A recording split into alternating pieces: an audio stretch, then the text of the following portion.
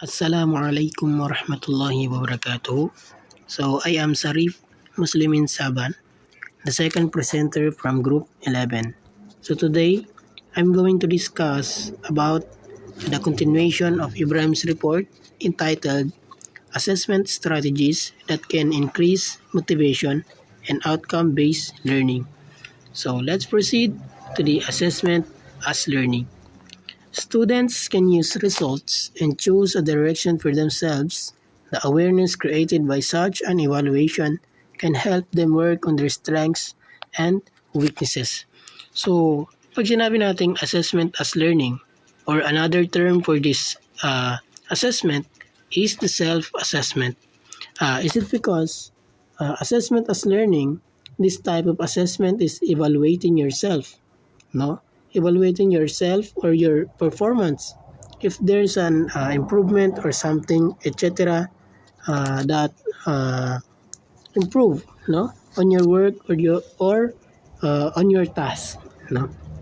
Assessment as learning, sa madaling salita, assessment bilang pagkatuto. So for learners, it is a continuous process of learning. So the purpose of assessment as learning is to assess their own learning, no? Kasi ang assessment as learning is ito na yung pag-assess mo sa sarili mo, no? Kung may progress pa, kung may improvement on your performance, no? So the examples of assessment as learning is the reflections, insights, or other examples that assess your own learning, no? Gaya ng mga intern, no? Kapag nasa internship, is ina-assess mo yung sarili mo kung may improvement pa, no? Kung may improvement pa na nangyayari sa iyo. So yun yung tinatawag na assessment as learning. Second, assessment of learning. The larger educational community receive these results as an achievement. News of results spread rapidly as it mark of success of education system at large. So kapag naman sinabi nating assessment of learning is ito na yung assessment ng natutunan, no? Assessment ng natutunan or pagkatuto. So meaning to say, past or prior knowledge, no? Kung meron ka bang natutunan sa after the instruction, no? Example nito is the summative test. The summative test is to assess what student have learned. So meaning to say, ina-assess dito kung sa previous lesson ba is may natutunan ka, no? Sa assessment of learning is ina-assess or inaalam kung meron ka bang natutunan in the previous lessons. So the purpose of assessment of learning is to certify students' competence kung na-acquire ba ng student, na-acquire ba ng learners, na-acquire ba ng mga learners yung competence or yung itinuro sa kanila. So meaning to say, itong assessment of learning is inaalam dito yung kung meron ka bang natutunan in the previous lessons, no? Kapag gusto nating alamin or kung gusto nating malaman kung meron bang natutunan yung learners or yung mga bata sa atin, halimbawa tayo ang teacher, is itong gagamitin natin na assessment is assessment of learning. So the examples of this assessment or itong kasing assessment of learning is after the instruction. So meaning to say is sa entire halimbawa is units, no, sa isang subject or sa entire semester is aalamin natin kung may progress pa or kung meron bang natutunan yung learner sa atin in the first sem. So example nito is the mastery test, periodical test for basic education, achievement test. So para sa ating mga college is meron tayong tinatawag na prelim, midterm, semifinal, and final test. So assessment of learning is our assessment, no, for grading purposes. Yun yung tinatawag na assessment of learning. So let's proceed to the assessment as a learning tool. Assessment as a learning tool, from discoveries to inventions, all of them are fundamental to the progress of human civilization. These are all backed up by curiosity and a sense of achievement. The curiosity component has helped in expanding the field of research and development. Students are also able to figure out their goals.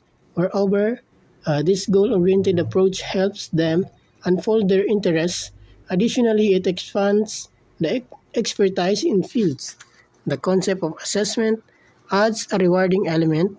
This not only motivates the learners, but it allows the education community to march towards a more developing society.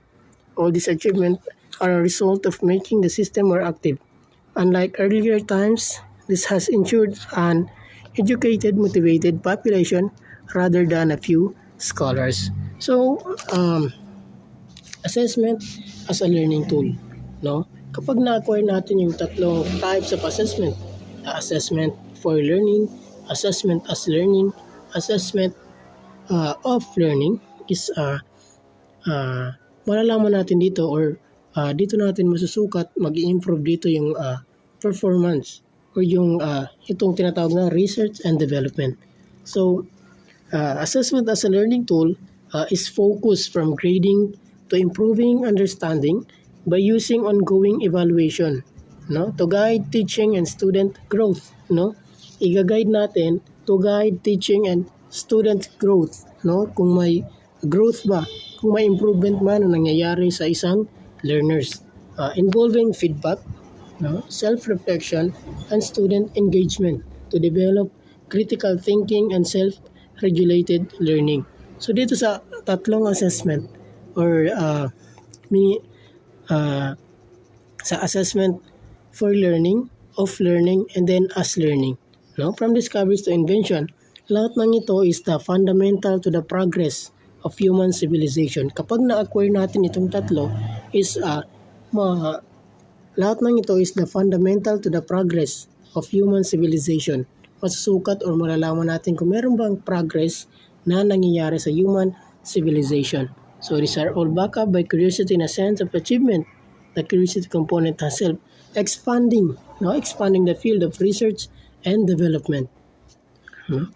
Unlike earlier times, this has ensured an educated, motivated population rather than a few scholars. So, unlike in the previous anong tawag dyan? Previous time, no, earlier time, yung mga unang curriculum or yung unang kuan na kung saan teacher-centered, no? Walang evaluation, walang kung ano-anong types of assessment, no? Ang common lang na assessment is mga multiple choice, ganyan. So wala nang ibang mga evaluation like ikaw or sa student-centered na tinatawag. So, unlike earlier times, this has ensured an educated, motivated population rather than a few scholars. So, mas na-improve or mas na-enhance yung assessment. Is it because meron ng mga evaluation, no, na kung saan ikaw yung sumusukat or ikaw yung umaalam sa kung meron bang progress sa iyong sarili or kung meron bang improvement sa iyong sarili. So that's all for my part. Thank you and goodbye.